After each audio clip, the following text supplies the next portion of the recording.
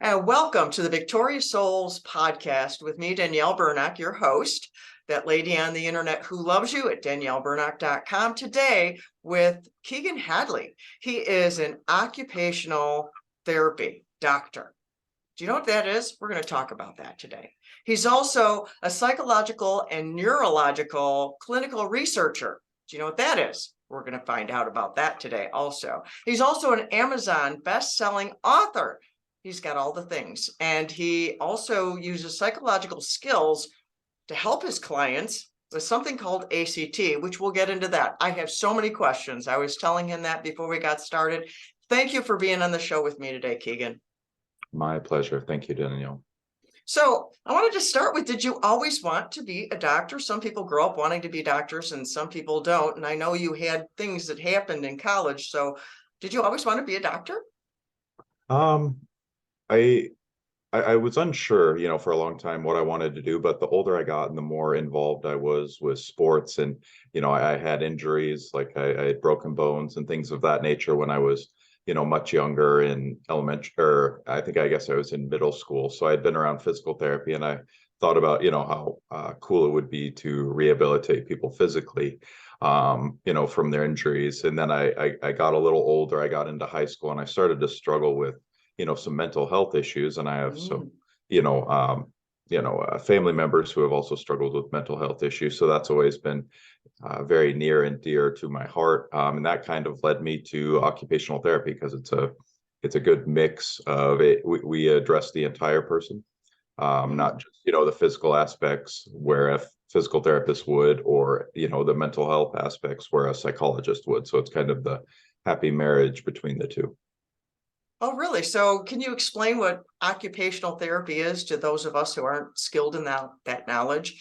Yeah. So essentially, it's very common knowledge, even if you don't know that physical therapists deal with all the physical ailments. Mm-hmm.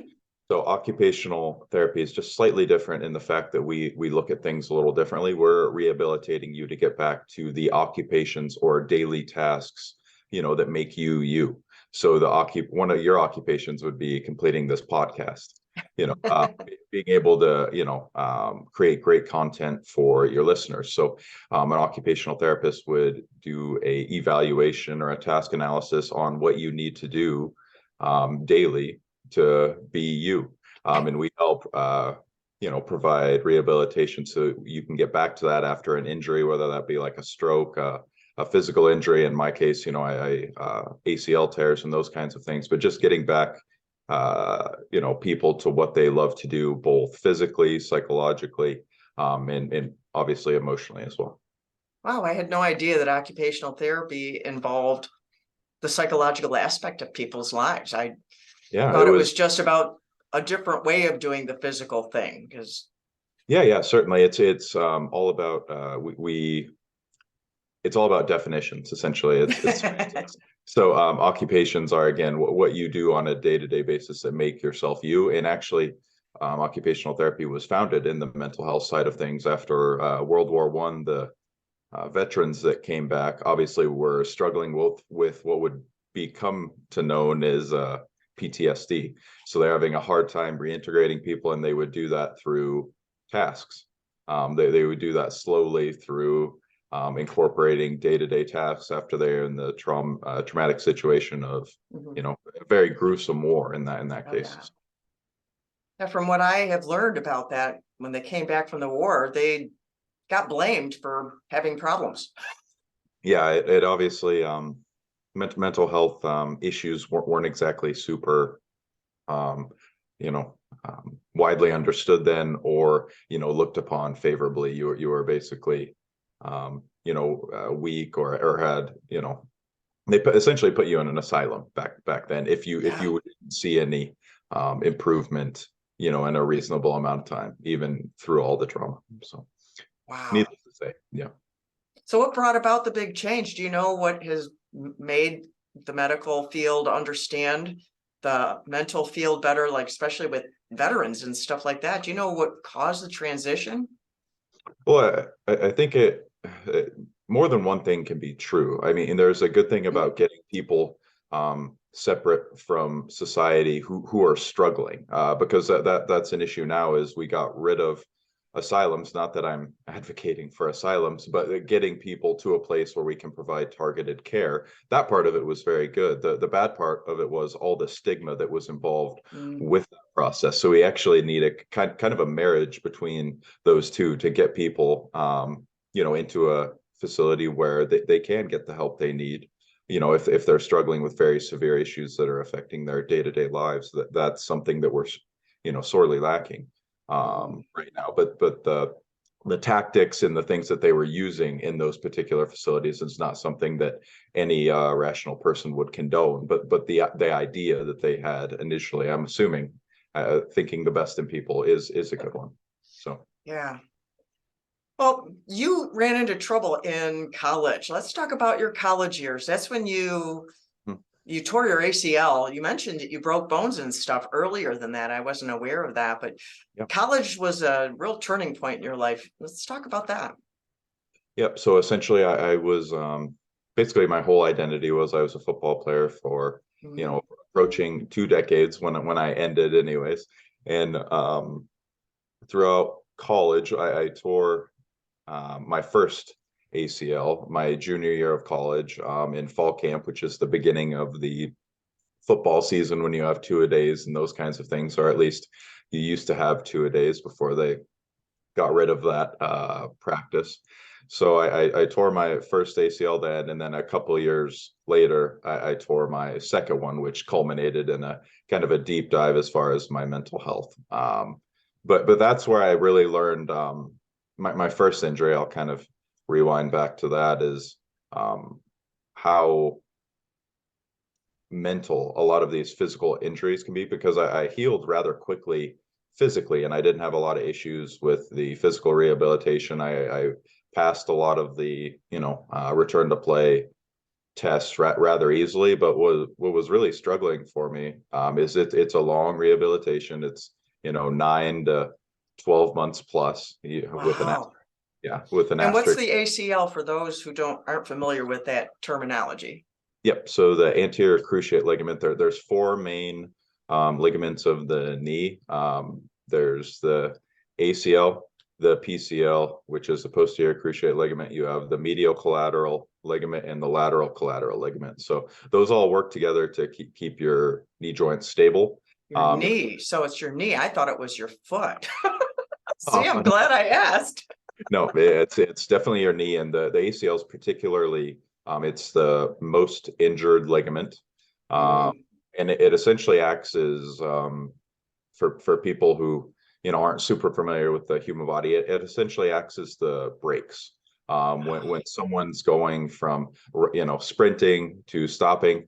It's heavily important in that it prevents anterior translation from one long bone onto the other. So I mean, it's anyway. I won't get into the specifics, but essentially it acts as like a human brakes. So that's the knee. So it's 8-9 months you said it takes to heal that. Yeah, there's still That's a long time.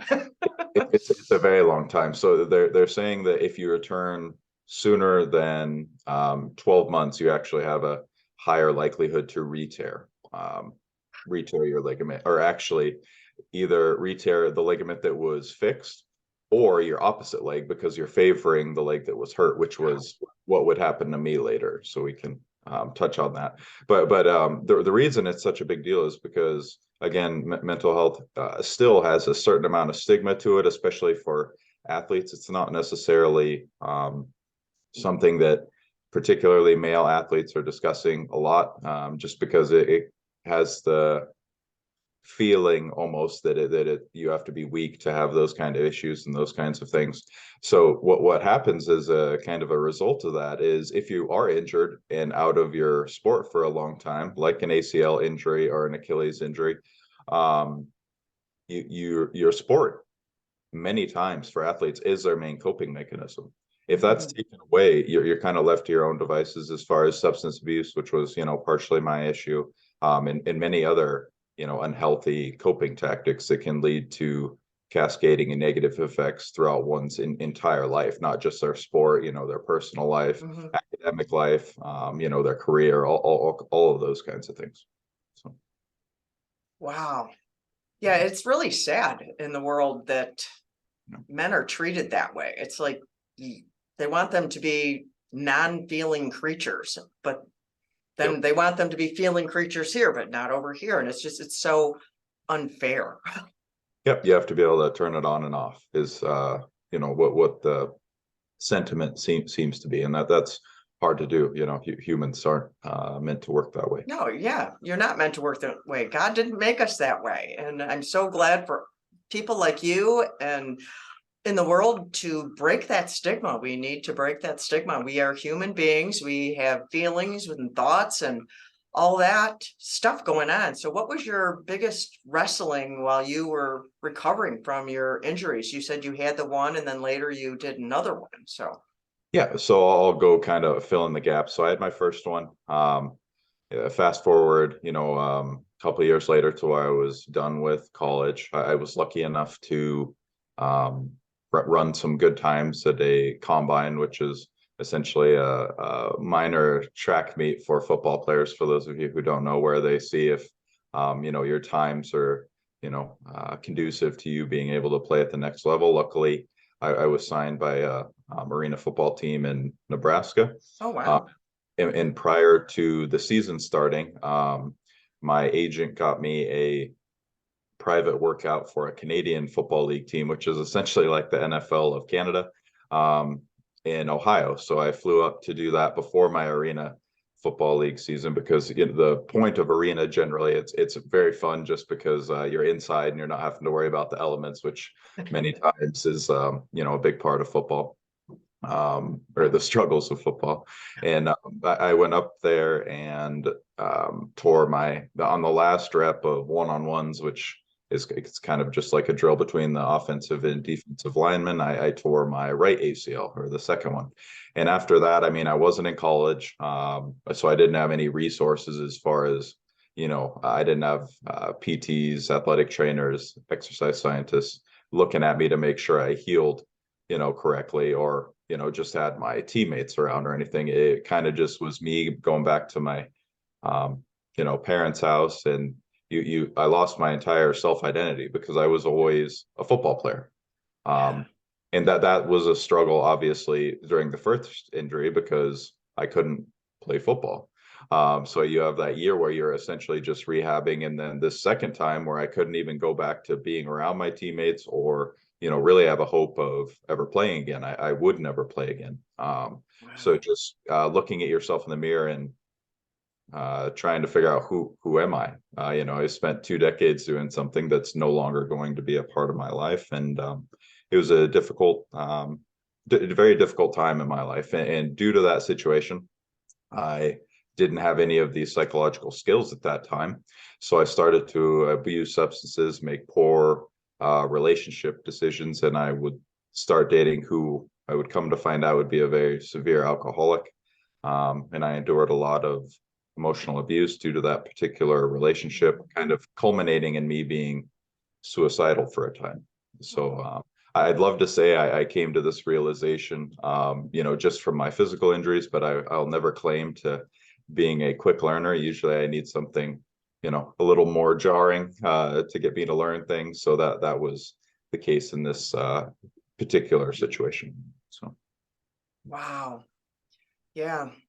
I don't think you're alone that you need a jarring thing. I think we all need a, Men and Slap, that old commercial they had for aftershave or so. We need a smack upside the head, something to get our attention because we get lost. We get lost in our head and we get lost in the pain, don't we? Yeah. Did you got lost in that, right?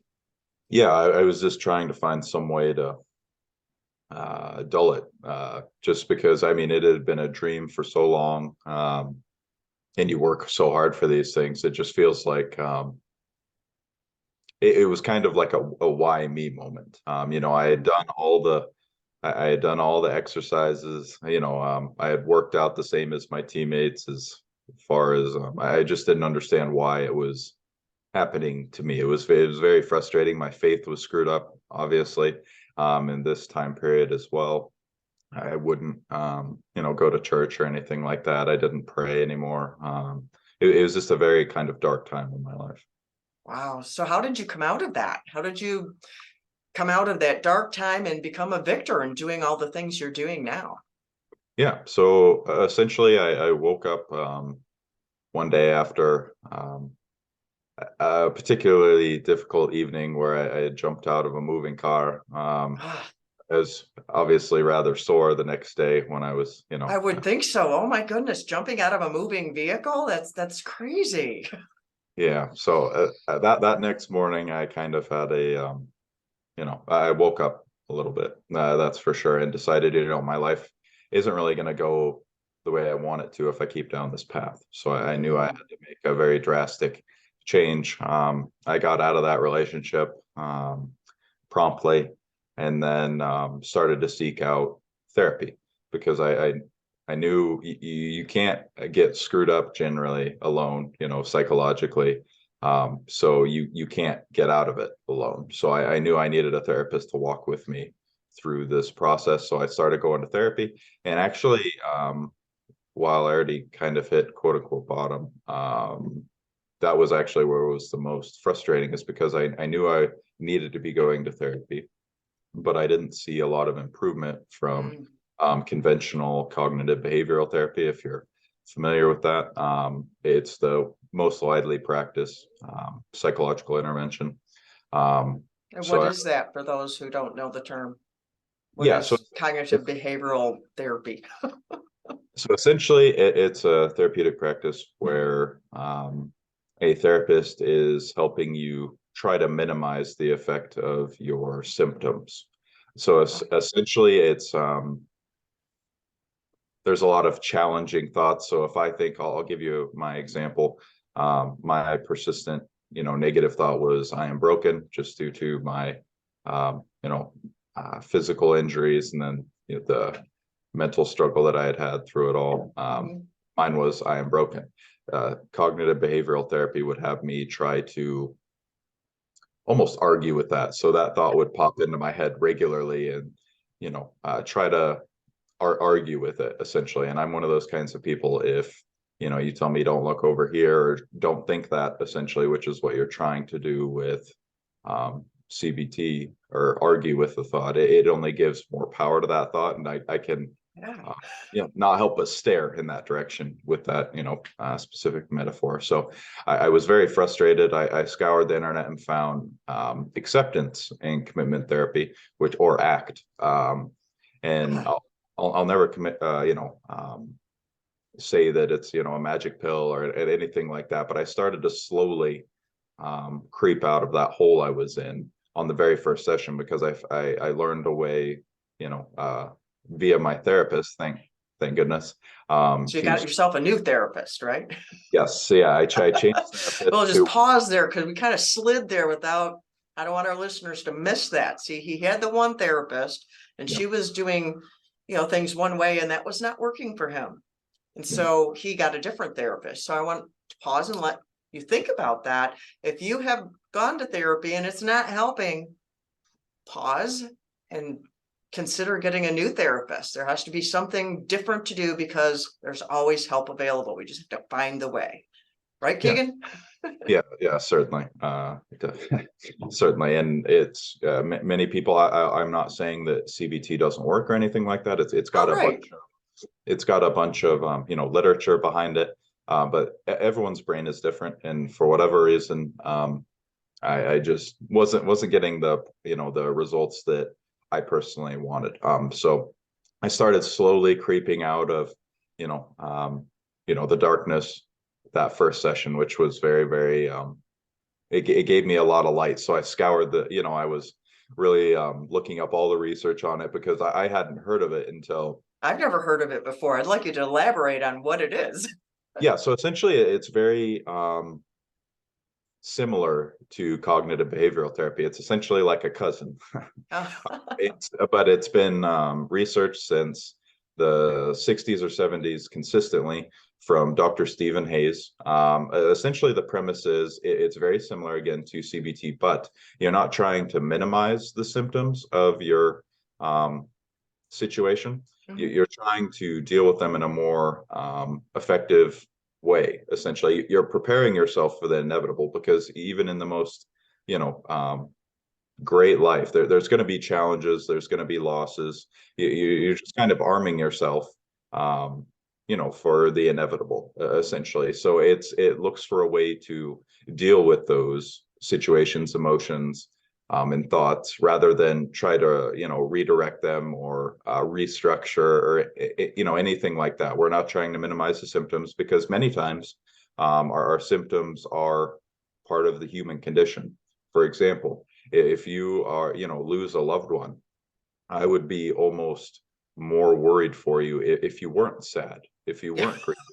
I mean, as part of a fulfilling life, you need to have all of the emotions. They're there for a reason. You're not going to have sadness without love. And to go through life without love would be, a tragedy. So essentially, that's a 10,000-foot overview. But could you give an example, like how would the ACT respond compared to, can you do one against the other? The one would do it this way and the other one would do it this way? Certainly. So I'll use my persistent negative thought, I am broken. Okay. So CBT would have me look at that essentially and basically argue with it. Is this really true? Essentially it would have me argue with it to write it down. Okay, I am broken. Is there any way that we can restructure that into a more positive thought? Now, ACT would have me view that thought and then realize that all thoughts are just that, thoughts. So I am not broken. I'm having thoughts or feelings that I'm broken. It gives you that space. It provides a little, it removes you from being right with the thought, because I am not sad. That's not really, even semantically, that doesn't make sense if you break it apart, because I'm having thoughts or feelings that I am sad.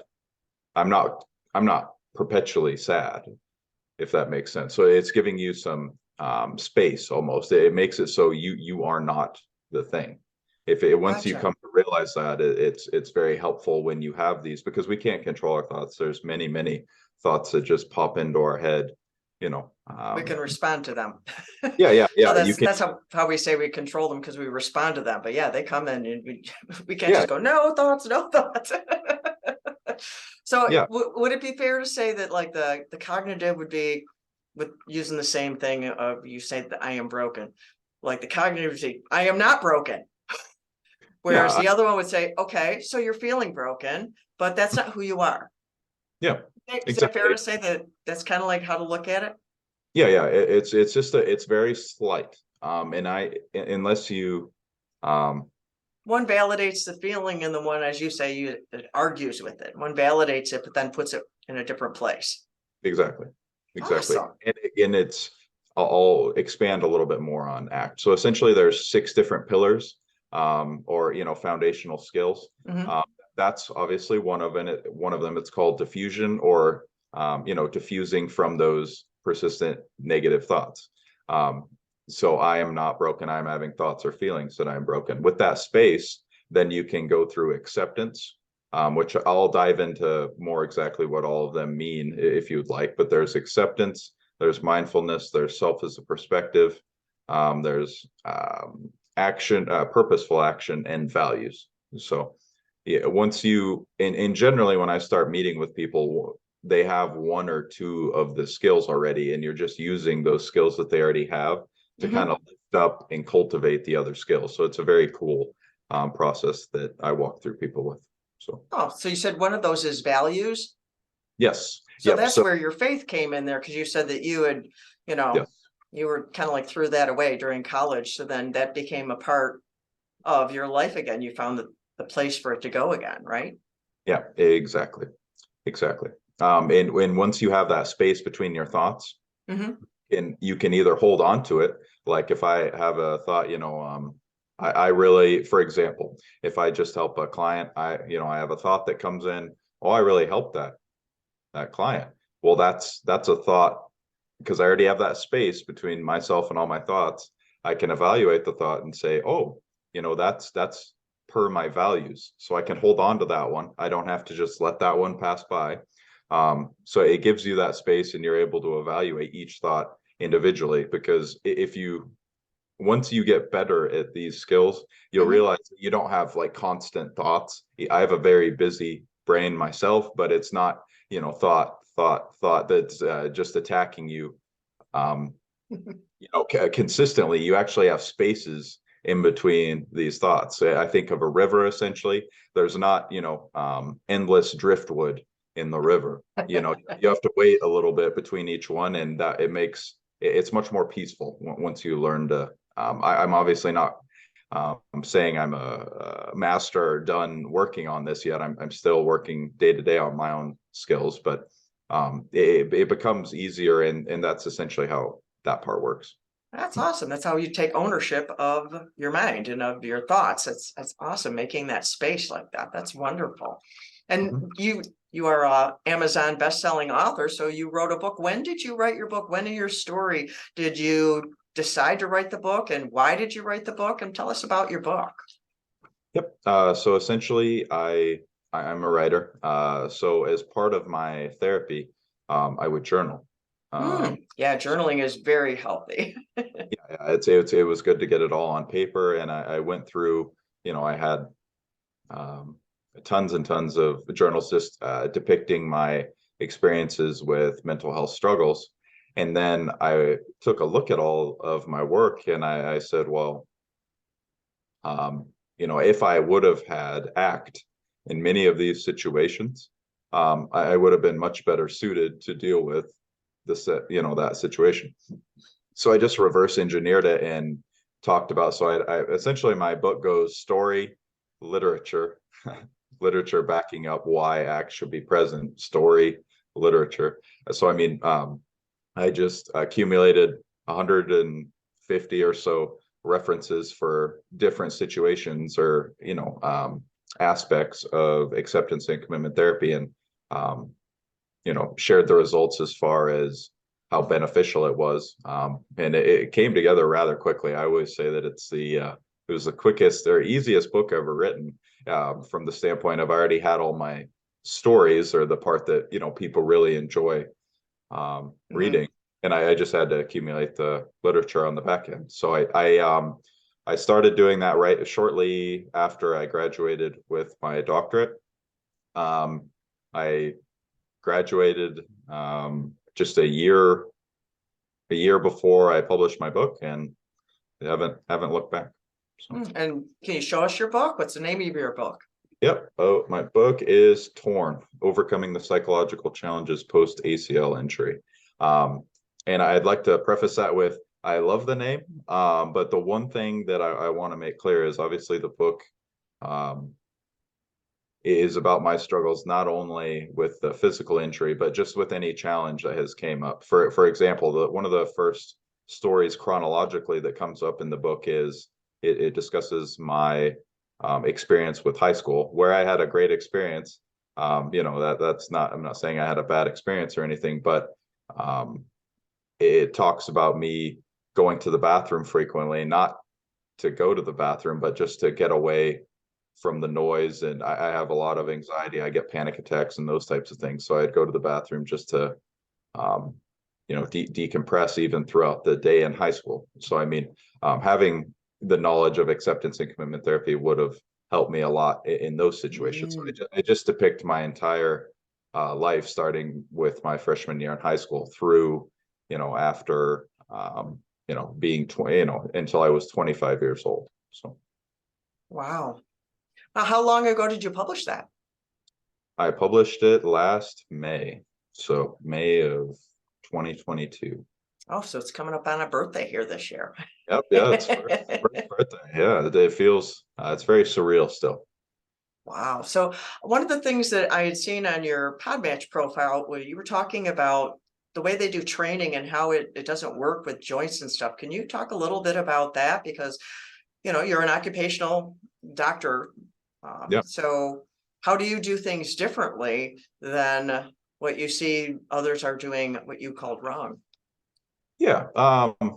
So I'll preface it with, I obviously respect all, medical professionals. The one thing with ACL injuries is it's very hard to understand what it feels like and what needs to be done. Because essentially when you tear your ACL, especially after you get surgery, it feels almost like you had a leg transplant. Your leg, I mean, it seems very silly because it's a very small ligament in your knee, but it truly doesn't feel like your leg anymore. Even when I had, passed all of the return to play tests, and my squat max was higher, your leg just doesn't feel the same. You don't trust it. So one thing that I have really had to focus on is essentially go from doing typical exercises that you'd see someone do in the gym to literally breaking it down to what makes my leg feel like it used to. Everything is joint centric. So the conventional wisdom is, if you recently have an injury or if you're trying to protect a joint, you don't stress the joint. But if I told you, I wanted to get big biceps, but I never stressed the biceps, that's probably not going to happen. They don't just, magic. You don't get a strong muscle or a strong joint without systematically, slowly stressing it.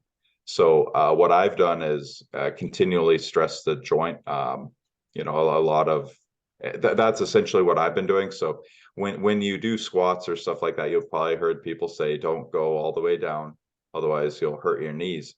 But actually, the bottom of your squat, when you're coming up, you're strengthening the most important part of your quad muscles for knee protection, the VMO.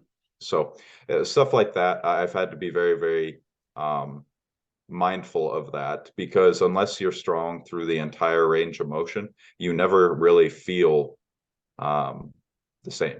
So it's definitely, you don't do the sexiest exercises at the gym, but if you want to feel like you used to, there's definitely a path you can follow to get there. And it's unconventional, but it's what's really helped me. I can do things now that I couldn't do before surgery, so I'm very, very thankful for that. Wow, that's awesome. I want to circle back to something I said way back when I introduced you, and we haven't touched on it yet, that you're a psychiatric and neurological clinical researcher. What is that? So I work in the pharmaceutical industry as well, in writing. I'm still a writer. So I am a director at the medical writing department, where we're investigating drugs for treatment-resistant depression. So that's particularly of interest to me, because there are those individuals who, no matter how much therapy they have, they just can't deal with their depression.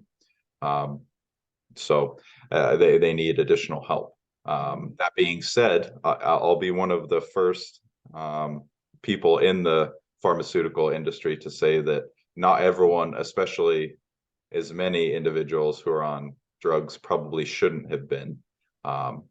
We deal too much with Raw pill at it. medicine rather than cultivating skills that'll help you deal with it naturally. But there are those who can't deal with it normally, so they need additional help. So I'm the one of the individuals who either writes and or manages those who write the documents that go to the FDA for approval for those drugs. We also work on epilepsy, ADHD, things of that nature. So definitely close to home for me. Wow, that's fascinating. So that's where the neurological thing comes in, because that's how the Yep. brain works, kind of thing. So it's whether it's medicine or whether it's skills, or you need both of them, right? Yep, it's in the pharmaceutical industry, we'd call both of them within the CNS indication. So the central nervous system. So you have both the psychiatric and the neurological kind of married. It's easier to say the psychiatric and neurological, but if someone's not accustomed to speaking about the pharmaceutical industry, it'll kind of throw them for a loop. So, Oh, yeah, a lot of words we didn't know today, so we had to define them for the everyday person like me. So before we tie this up here, what is something that you want people to know? You want to make sure that you have communicated with them today and to leave them with a thought of what do they need to know? yeah. So one thing that's been particularly important in my life is I've been reflecting on it more and more actually, because again, it's coming up to the year anniversary for my book is um, how glad I am that I went through this, and not because it was a good time, but because in any pain, you can find if you're able to sit with it, which is the hardest part for people, is that initial being able to sit with the pain, because again, society tells you to take medication as soon as you have any of that kind of thing. But if you're able to sit there within your pain, I was able to find a very deep passion of mine, which is helping others and having them not walk alone in those situations where I had to walk alone. So what I'm saying is if there's any aspect of your life where you find a particular amount of pain, if you're able to dig into that a little bit, you're probably going to find something out um, very deep about yourself, as far as there's something there.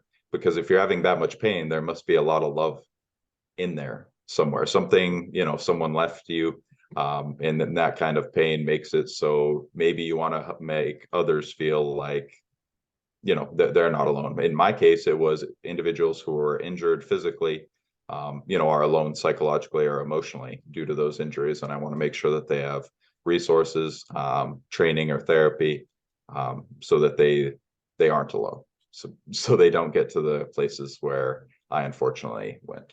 So. Wow. Yeah, I've been hearing this recently, not just here, but before here, about the usefulness of pain. Because we tend to think that pain equals bad. Pain Yep. is bad. We don't enjoy pain, No. but pain has a use. I mean, Yeah.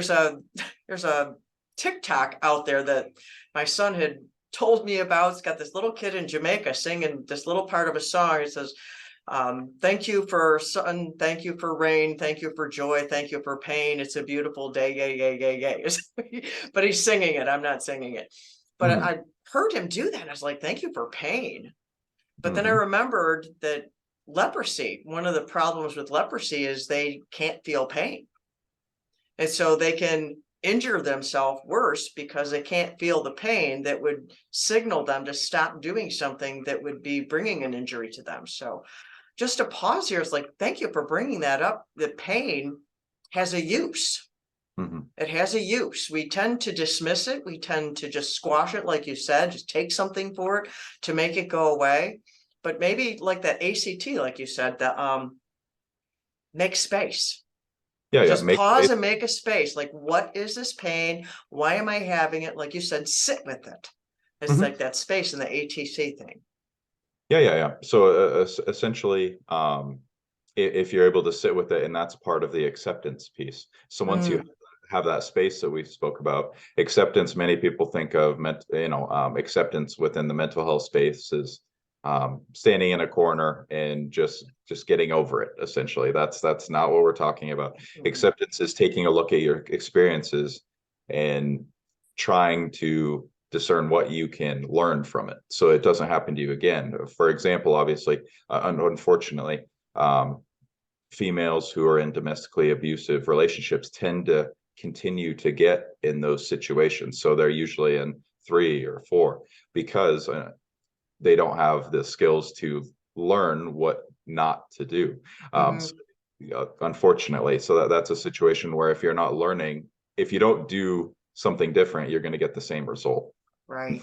Unfortunately, so acceptance gives you the perspective of learning from pain or just previous situations, what not to do and how to do things better, because we can't, the biggest learning opportunity in our lives is making mistakes or doing things incorrectly.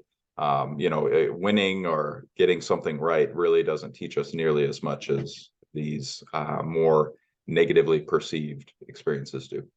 That's pretty amazing that we're like that, isn't it? Yeah. When you really think about it, because we tend to think the other way, but Mm. it's right. We tend to make it negative when you make a mistake. I grew up with, mistakes were like this awful thing. You don't do them. You were a failure. It goes, back into Mhm. the abyss. It's like really bad. But it's like learning. That's how we learn, is we have Yeah. to fail to learn. We have to get it wrong so we can learn to get it right. It's like a part of the Mhm. learning continuum or something. Yeah, and I mean, like I said, you learn the most, but that's with the caveat that you actually learn from your mistakes. So Not mistakes, everyone does. yeah, if you're not learning from your mistakes, they're obviously not the best. But if someone's learning these skills or just mindful about their experience, like you are, you realize that that's actually when you pick up the most momentum in a lot of cases. Right. That's when we need someone to help us with skills like you're doing with your clients of, you make the mistake, well, you can beat yourself up or you can learn from it. And if you beat yourself up, you'll probably repeat it. And that's generally a trauma response. I know dealing with childhood trauma, if that's a part of the story, you generally repeat it because you need the skill. You need to be able to do things differently. So thank Certainly. you for being with us today. How can people connect with you? Yeah, I'm on Twitter and Instagram at the ACL therapist. I'd be happy to connect with um, any of your listeners. Oh, that's wonderful. Thank you for being with us today, Keagen. I've just really enjoyed this. I've learned so much today. Thank you. Thank you, Danielle. For my listeners, until next time, I love you.